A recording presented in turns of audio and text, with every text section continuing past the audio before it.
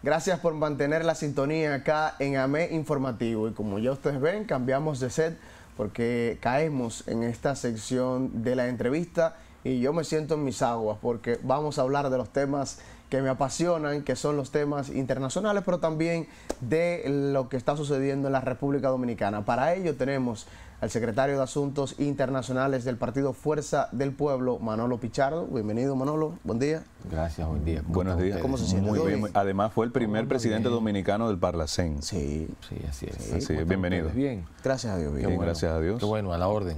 Primero que todo, ¿cómo va los preparativos para la convención del Partido Fuerza del Pueblo? Usted quiere postularse para la Secretaría General, ¿no? Bueno, nosotros ahora estamos en una etapa del Congreso. El Congreso lo hemos dividido en dos etapas. La primera etapa tiene que ver con el saneamiento de nuestro padrón y de las estructuras del partido, ¿no?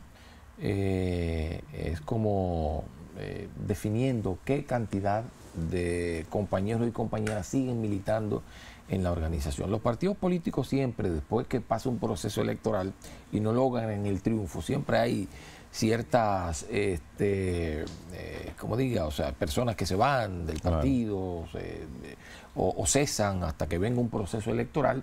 Sin embargo, en lo que va del proceso que estamos llevando interno, hemos descubierto que más del 96% de los compañeros siguen inscritos y activos en el partido. Okay. Y las direcciones también de nuestro partido, por ejemplo, direcciones de base están prácticamente intactas, algo que no ocurre habitualmente cuando pasa un proceso electoral, como dije, y la organización política no alcanza el poder. Bueno, esta etapa, además de la auditoría del padrón, que es como le hemos llamado, también tiene la parte de la creación de mesas temáticas. Hemos creado 21 mesas temáticas para discutir temas importantes para el partido y para el país, como por ejemplo la política nacional, cuál será nuestra política en términos de lo que ocurre en el país. Vamos a discutir la política internacional en una mesa, vamos a discutir política de juventud, política de género, política medioambiental, política de oposición también, en fin, son 21 mesas temáticas en donde vamos a definir allí cuál será la vida del partido en lo adelante. Así, ahí también vamos a discutir y vamos a revisar nuestros estatutos, por lo que allí definiremos el tipo de partido que vamos a definir de cara a los próximos 4 años y terminada esa etapa, entonces vamos a la etapa de la elección de los dirigentes de nuestra organización política, desde el presidente, vicepresidente, secretario general y todas las posiciones en el partido a nivel de provincial, municipal, de circunscripciones, en fin, eso lo haremos. Pero ocurre que en esta etapa, como estamos en la primera etapa, no está abierto todavía la campaña, y por lo tanto no podemos nosotros hablar de las aspiraciones que podamos tener, y eso ya será materia para una conversación a partir de la segunda mitad de febrero, que cuando concluye esta etapa del Congreso e inicie el Congreso Elector, que hemos llamado al Congreso Elector Manolo Tavares Justo, y a este le hemos llamado Franklin Almeida. Ok, muy bien.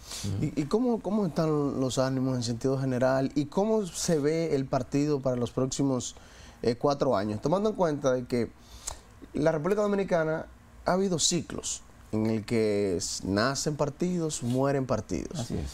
Entonces, la Fuerza del Pueblo se constituyó como el partido de la oposición, desplazando a un PLD que por ciertas razones, ustedes mejor que nadie, mejor que nosotros sabemos, se fragmentó. Ya pasó a un tercer plano, como hablábamos ahorita, incluso sacando menos de 600,000 votos en unas elecciones.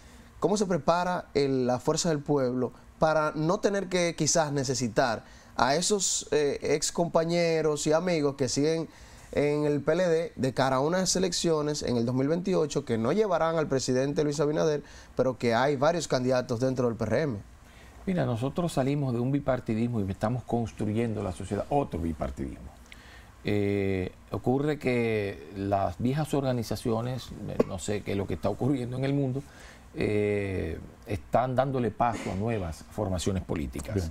No solamente es un fenómeno en la República Dominicana, en América Latina se está dando y en Europa se está dando también el fenómeno. En el caso nuestro, el PRD, que fue dominante en un momento junto al Partido de la Liberación Dominicana, bueno, prácticamente sacó menos de un punto porcentual. Y por lo tanto, ya diríamos, se va convirtiendo en una organización testimonial. Lo que ha ocurrido con el PLD es lo mismo. O sea, son partidos que van disminuyendo en simpatía, disminuyendo en militancia y por lo tanto se van convirtiendo con el tiempo en partidos testimoniales. Y han surgido dos organizaciones, diríamos, dominantes. El PRM, que está en el poder, y la Fuerza del Pueblo, que emerge como la principal fuerza de oposición. Independientemente de lo que ocurrió en el proceso electoral pasado, con todo lo que hubimos de enfrentar desde el uso indiscriminado de los recursos públicos hasta la compra de cédula y todo lo que ocurrió en ese proceso, que participamos prácticamente sin un centavo, sin un centavo, cuando lo digo es casi literalmente así. Sí. No teníamos en algunos lugares ni para pagarle el sándwich, ni darle el sándwich al delegado nuestro, y a pesar de todos esos inconvenientes, la gente fue a votar y la Fuerza del Pueblo sacó un 30% de la votación sin recursos, frente a todos los recursos del Estado, como no habíamos visto antes. Entonces, eso lo que nos dice es una consolidación de la Fuerza del Pueblo. De hecho,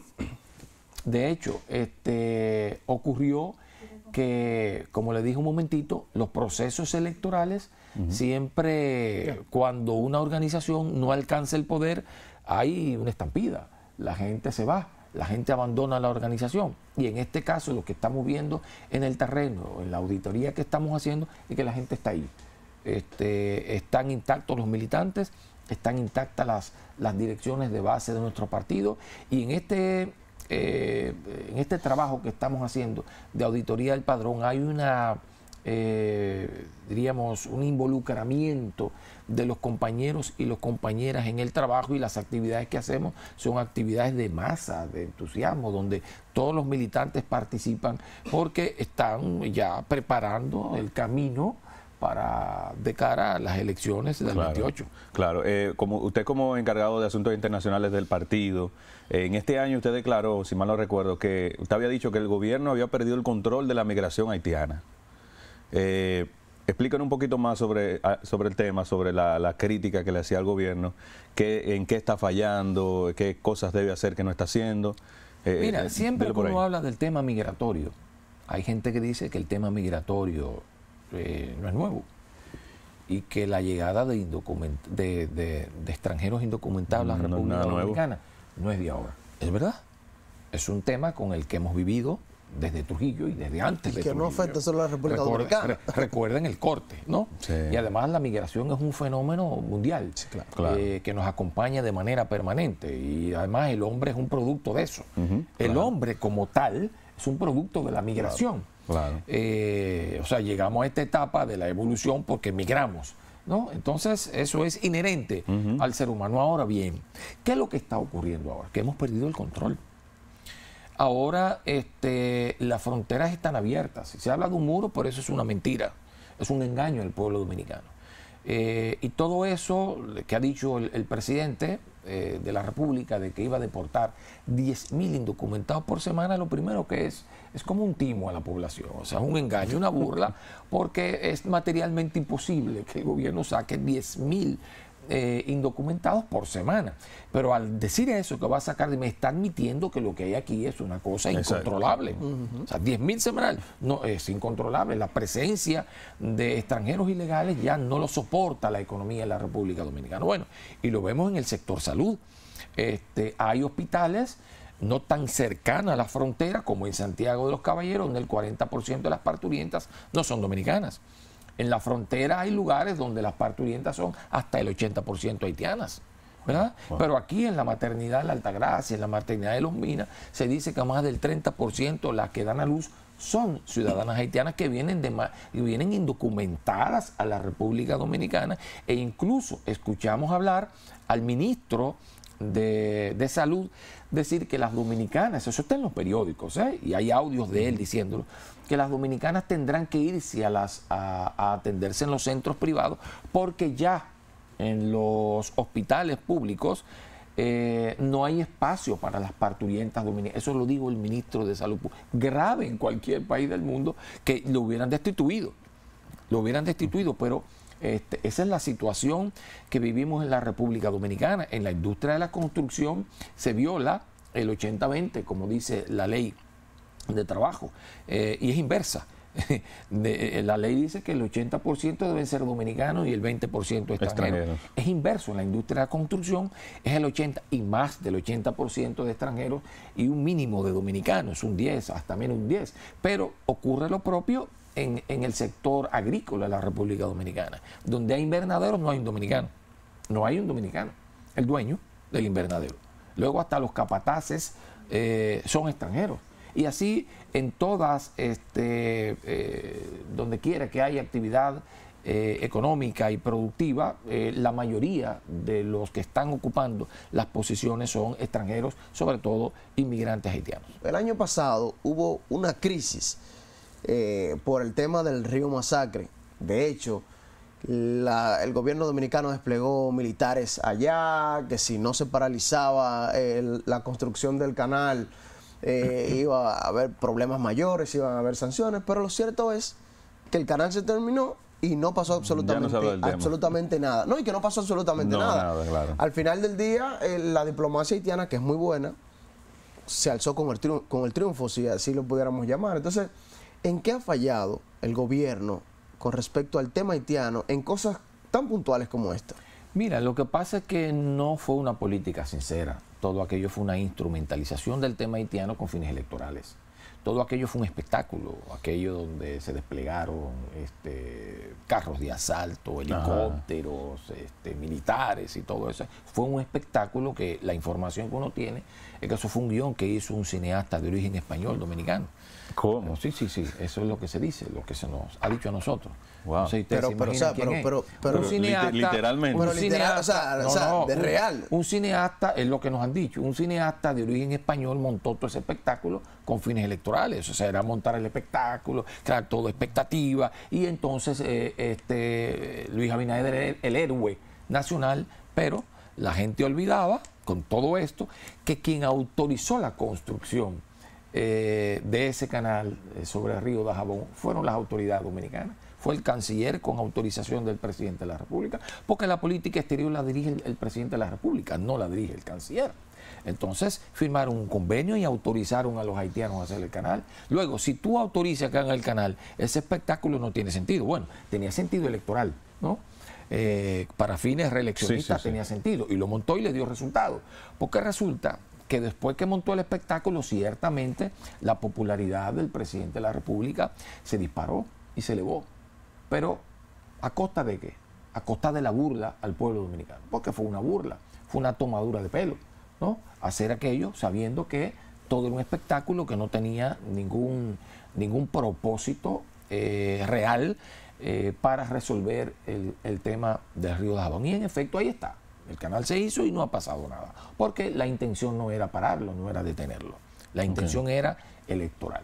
Y eso es lo que está pasando con todo el tema haitiano. Se instrumentalizó eso y siempre se instrumentaliza el tema haitiano a los fines de elevar la popularidad del presidente. Por ejemplo, ahora, la popularidad del presidente se ha desplomado. Todo el mundo lo ve y lo nota. ¿Qué hizo? Para tratar de elevar su popularidad, hablar de que va a deportar, a devolver a su país a 10.000 indocumentados haitianos. Cuando todo el mundo sabe, todo el que tenga dos dedos de frente sabe que eso es materialmente imposible y que fue un timo más, ¿verdad? Un engaño más al pueblo dominicano. Ya la gente como que se está acostumbrando a escuchar las mentiras de este gobierno, ya como que no se lo está tomando en serio, porque lo que vivimos en el proceso electoral de una mentira tras otra y una mentira tras otra, ya la gente como que aprendió la lección. Hace un mes usted proponía un plan Marshall para el tema haitiano. Explícanos un poquito a qué se refería con esto. Mira, lo que ocurre es que la cuestión haitiana, yo he dicho, no se resuelve militarmente. Tú puedes pacificar momentáneamente Haití, pero mientras no se ataquen los problemas estructurales haitianos, eso se va a seguir profundizando, porque el problema es estructural. El problema es que hay una economía que no funciona, hay un aparato productivo desmontado en Haití, y entonces hay que reactivar el aparato productivo. En Haití tiene que producirse riquezas, ¿verdad? Claro. Y tiene que haber instituciones funcionales. Ahora, fuerzas militares no paren instituciones funcionales. Lo que para instituciones funcionales son el desarrollo de un país. Y en la medida en que el país se vaya desarrollando, vaya generando riquezas, vaya la gente, diríamos, mejorando sus condiciones materiales de existencia a partir de la generación de riquezas, entonces ahí van a empezar a resolverse los problemas estructurales de Haití y las fuerzas militares no serán necesarias, ¿verdad? Porque no habrá violencia. Porque ¿qué es lo que pasa en Haití? Por ejemplo, ¿por qué se crean las bandas? Bueno, porque hay un abandono total de la población. Y esa gente que se meten en la banda quieren tener sentido de pertenencia. Sentido de pertenencia. Y por eso hay policías en las bandas, jóvenes en las bandas, ¿verdad? Porque ante el desamparo, ante el caos total, ante, diríamos, un conglomerado humano sin control, bueno, yo tengo que pertenecer a algo, y ahí vienen las bandas, ahí viene todo lo que está ocurriendo. La comunidad internacional tiene que crear conciencia de que la solución de Haití tiene que venir desde la raíz, del fondo. No es un tema solamente militar. La militar estuvo ahí, tranquilizó eso, desde que se fueron volvió.